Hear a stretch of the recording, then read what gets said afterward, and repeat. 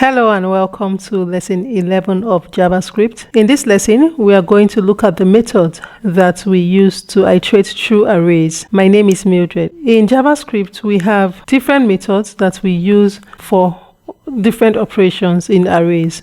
First of all, if we have a string, let's say we have a string stored in a variable called x, and let's say this string holds a name. If we want to convert this string into an array, so every letter is going to be an element or an item in the array, we can use a method like this.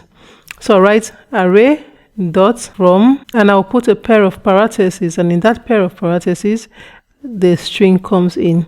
And then when I save this, I try to print out x to the page.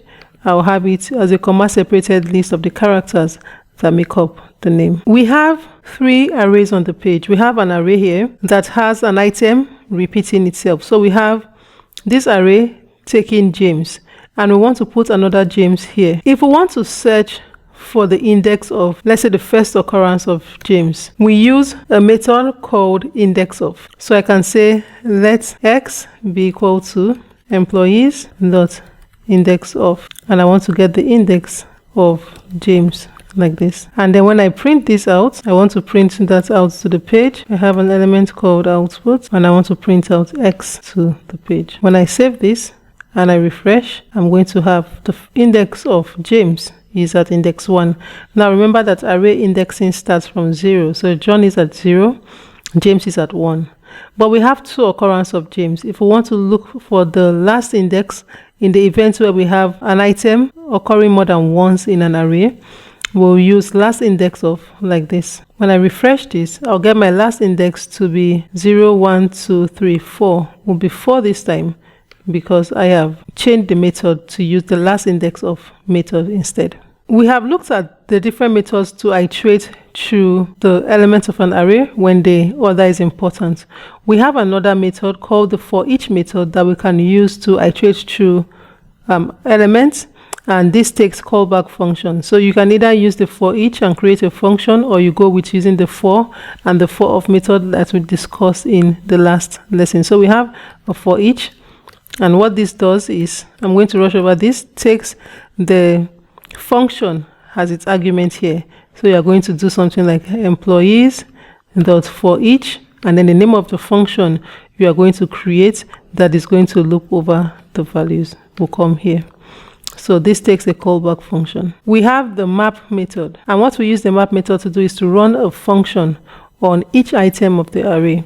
And let's say, for instance, we have something like we want to divide each item in this array by 2. We can use the map method to do that, and I'll show you how we can do this. Let's say we want to create a new array called, so I'm going to call this constant reduced numbers, and what this is going to be equal to will be even numbers dot map, and then in the parentheses I will supply a function.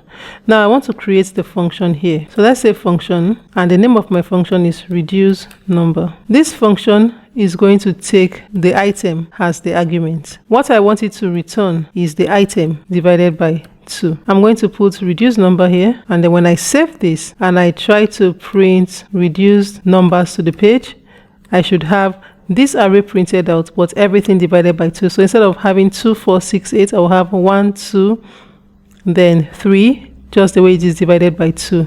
So I'll save this, refresh my page, and I have 1, 2, 3, 4, 5, 6, 7, 8, 9, 10 as I want it to be. So we use the map method to perform operation on each item in the array. Okay, let's say, for instance, I want to create an array of only odd numbers from this number array. I'm going to create a function called, let's say, odd numbers, and I'm going to pass the item. And how do we know if a number is an odd number? So we can use the definition that odd numbers are numbers that when you divide them by 2, you get a remainder, right? And even numbers are divisible by 2 without remainders. And so what I want to do here is to say if the item modulo 2 is not equal to 0, so if there's a remainder when you divide that item by 2, now remember that we say we use the modulo operator to return the remainder of a division. So if this divided by 2 is not equal to 0, we want to return the item. Now we have not done conditional statements, but I'm using the if statement for you to see how it is used. So I've created a function, and it's saying that if this item have a remainder, return the item, which means that the item is an odd number. And what I'll do here is to write numbers, because I'm using the numbers array. So I'll say numbers dot, and I'm going to be using a method called the filter method like this, and I'm going to call my function odd number. When I save this and I refresh, if all is well, this number array should give us, instead of having 1 2 3 4 5 6 7 8 9 10, we're going to have just the odd number 1 3 5 7 9. When I refresh, I have just the odd numbers out of the array. So we have another method called the every method, written every like this. And what we use this every to do is to check if every number in this array of numbers is an odd number. It is going to return false, because we have both odd and even number in the numbers array.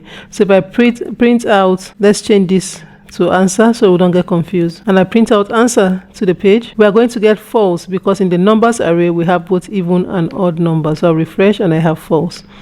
I want to say sum. I'll use sum to say, okay, do we have some odd numbers? When I save and refresh, it will tell me true, because we have some odd numbers there. We also have methods to find the first array elements that passes a test. So we have looked for array elements that we use to filter. It passes a test, but we want to look at the first one. We want to just return the first one that passes the test. So let's say we want to get, for instance, let's find the first odd number. We're going to do it like this: numbers.find odd numbers. So it's going to check here and return the first odd number. Let's use the even number like this, and it's not going to return anything because we do not have any odd number in the even numbers array. So when I save this and I refresh, we're going to get undefined because there is nothing. But if I change this to use the numbers array, it's going to return 1, because 1 is the first odd. Let me remove 1 and let's see, 3 becomes the first odd number here. When I save and I refresh, then I'll have 3 here as the first odd number on the page. If I want to find the index of that item that passes the test, I'll say find index like this. And so instead of returning 3, it's going to tell me it's an index 1. So when I save this and I refresh, I'm going to get the index of 1. So these are the array methods that we have. These are the kind of things that you need to actually understand and have it in your head that this method exists. So when you have to solve a problem in your software development, you know that when I get all this input from the user, maybe for instance, I want to select all the users whose date of birth puts them at age 18 or below, or all the users whose date of birth put them above 18, or you want to group users by age group. These are the kind of method you can use when you return those values. There are other things we can do with this. There are several things we can do. When you start creating charts and graphs, you want to do visualizations, the method also come in handy. And so this is where we are going to end this lesson. This is all about arrays in JavaScript. In the next lesson, we are going to look at dates and date methods. Thank you, and see you in the next lesson.